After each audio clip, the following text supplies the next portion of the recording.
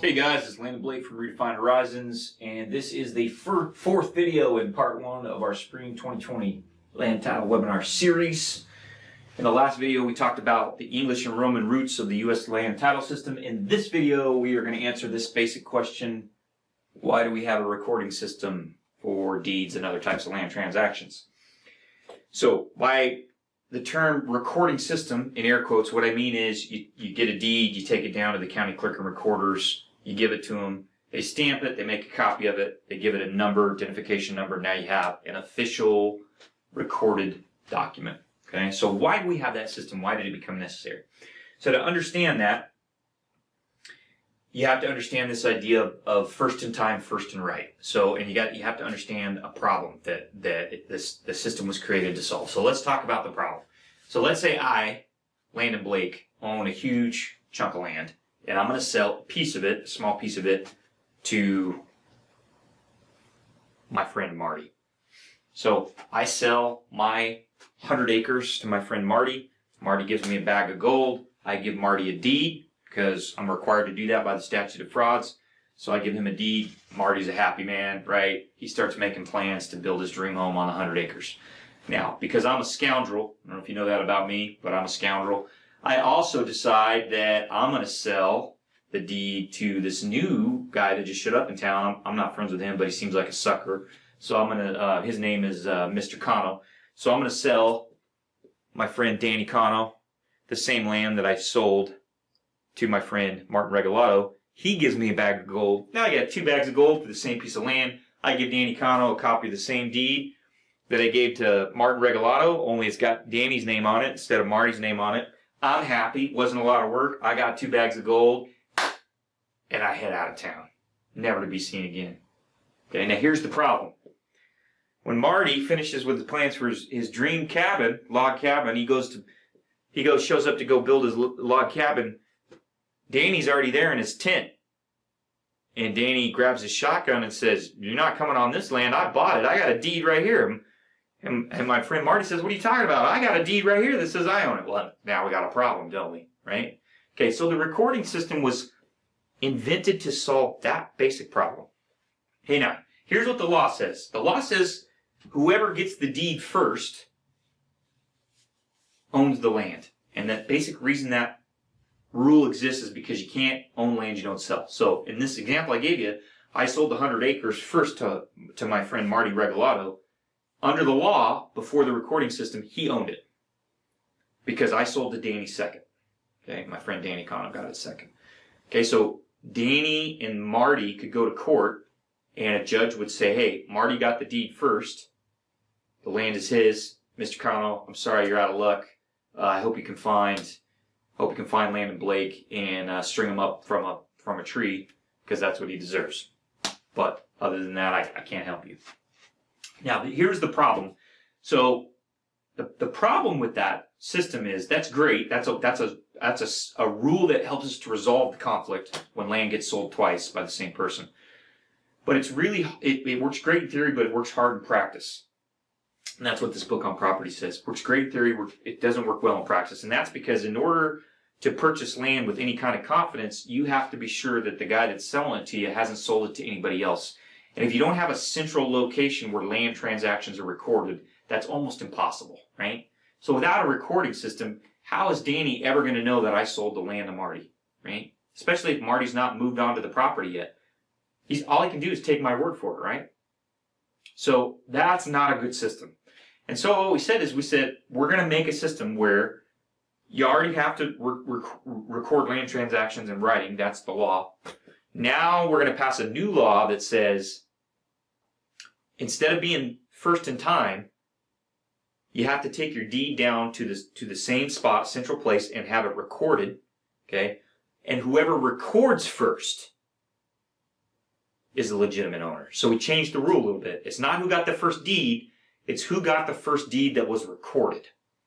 Okay, so now we have this thing that's called the race to the courthouse, right? The first person to get their deed to the courthouse and record it, right, is a legitimate owner. And here's why that system helps solve the problem we talked about. Because what Danny would do before he gave me my bag of gold for that 100 acres is he would go down, in theory, he would go down and check the courthouse to make sure that I hadn't deeded the property to anybody else.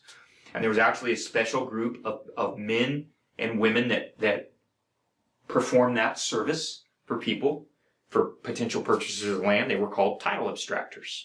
And they would go down, if you were going to buy a piece of property, the title abstractor would go down and they'd run what's called a chain of title. We'll talk about that in another video. And they'd come back and they'd say, yeah, Danny, you're good. Landon hasn't sold that property to anybody else. Or they'd come back and say, Danny, don't give Landon your bag of gold. 2 months ago, he sold that same piece of property to Martin Regalado. Okay, so the recording system helped us solve that problem. What it did is it provided what the legal term is notice, constructive notice. What it did is it provided notice to everybody of when a land transaction occurred. Okay, and so in order to make sure that you were getting good title, you had to go down and check the constructive notice. You had to go down and check for a deed at the clerk of recorders. You had to make sure that your seller hadn't already deeded the property to somebody else. Now, that's still tough to do. It's still a hard thing to do, and we're going to talk about why. I'm not going to get into detail. We're going to do another video that talks all about how to run a chain of title, but it still is tough to do because you had to go down and go through every. They kept the deeds in the list of deeds in the book, and you had to go down and search through each book for all the years back to the start of human history to make sure that your seller hadn't deeded that property off. Okay, when there were certain limitations to that, but that was called a title search. That's what title abstractors did, and it was expensive. And things could get misrecorded, they could get misfiled. There was all kinds of other problems. That's why we have title insurance, which we'll talk about in another video. So the recording system wasn't perfect, but it was a huge step forward, and it was basically implemented to protect what we call bona fide purchasers, or people that buy in good faith. It was made to protect them, to give them a way to make sure that they weren't buying land that the seller had already sold.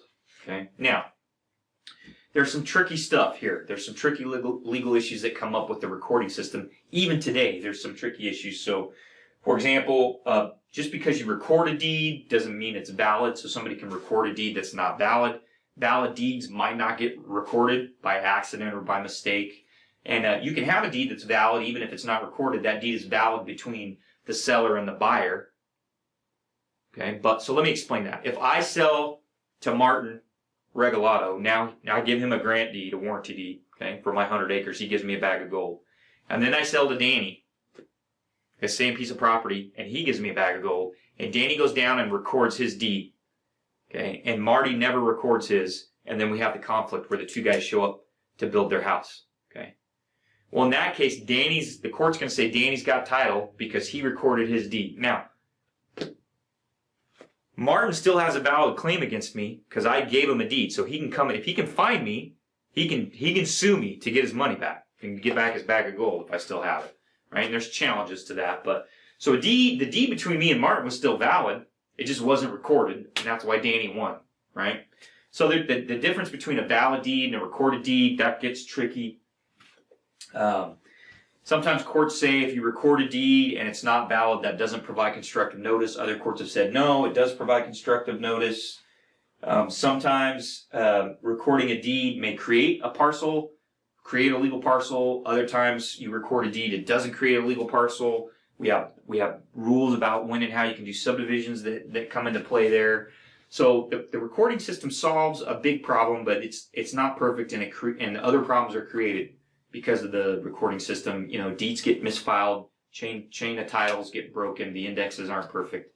And a lot of those problems are why we came up with title insurance. And so we'll talk about that in a different video. But again, the key thing to remember about the recording system is it gives a way for purchasers to make sure that the seller hasn't already deeded off the property that they're about to buy, right? And the way we used to do that was with people that were called title abstractors, and they would go search a chain of title to make sure that the owner still had title to the land he was going to sell you. That was called running a chain of title. We'll do a different video that talks about that. But that's what the recording system allowed. It allowed title abstractors to run chains of title, and that provided some assurance to purchasers of real estate. Okay? Good times. All right, guys. We'll do some more videos. We'll talk about why we need title insurance. We'll talk about what it was like to run a chain of title. Thanks for watching.